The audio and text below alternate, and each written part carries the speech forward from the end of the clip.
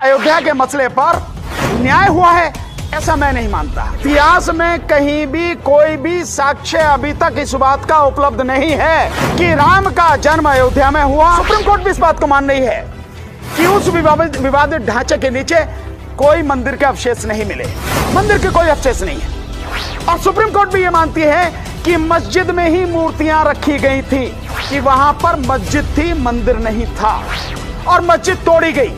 इसलिए मैं बार बार कहता हूं, इस देश की न्यायपालिका में कम से कम मुझे कोई विश्वास अब रहा नहीं। आखिर मंदिर में मिलता क्या है? अंधविश्वास, जाति और धर्म की लड़ाई, संप्रदाय का भेदभाव, पाखंड, और क्या मिलता है मंदिर में? ये मंदिर ही तो थे। आपने देखा होगा कि 14-14 साल की गरीब समाज की जो बच्चियां थी, उनको देवदासी के रूप में ये मंदिर में बैठे हुए जो पंडित थे शोषण करते थे ना उनका। अपनी हवस हुआ।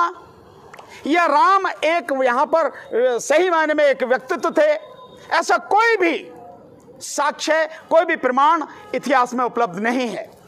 बल्कि अगर देखा जाए तो जिस तरह का यह ब्राह्मण साहित्य है, ब्राह्मणवादी साहित्य जो है, मनुवादी साहित्य जो है, अगर इसकी माने तो इतने पीछे चला जाता है।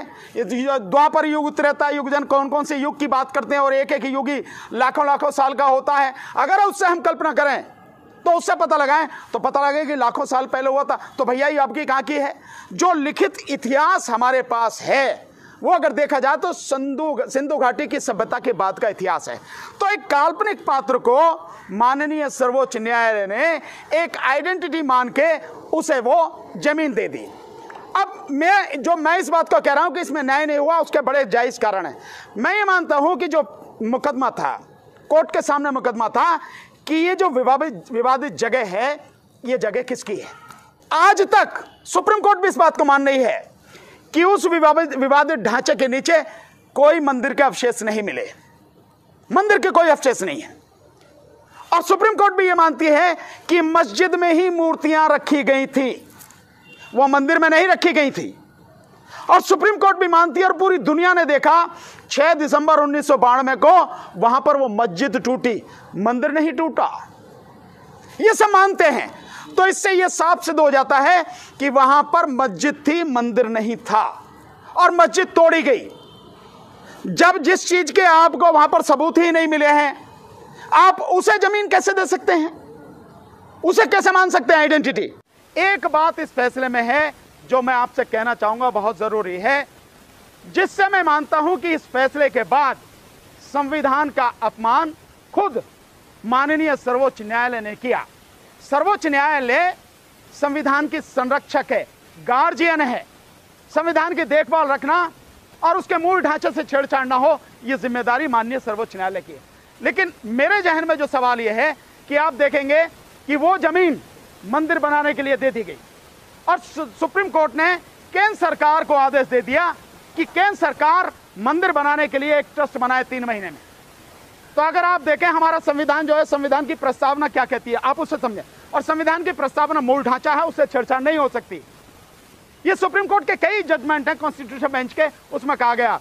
और वो कहते हैं, हमारी प्रस्तावना कहती है कि हम भारत के लोग भारत को एक संपूर्ण प्रभुत्व संपन्न समाजवादी पंथ निरपेक्ष लोकतंत्रात्मक गणराज्य बनाने के लिए, इसका मतलब यह है कि समाजवादी पंथ निरपेक्ष का मतलब यह है राज्य का कोई धर्म नहीं है, लोगों का धर्म है, लोगों के अपने अपने धर्म है, वो माने, उनकी स्वतंत्रता दी गई है, जो हमारे जो मौलिक अधिकार है उनमें स्वतंत्रता दी गई, लेकिन राज्य का कोई धर्म नहीं है।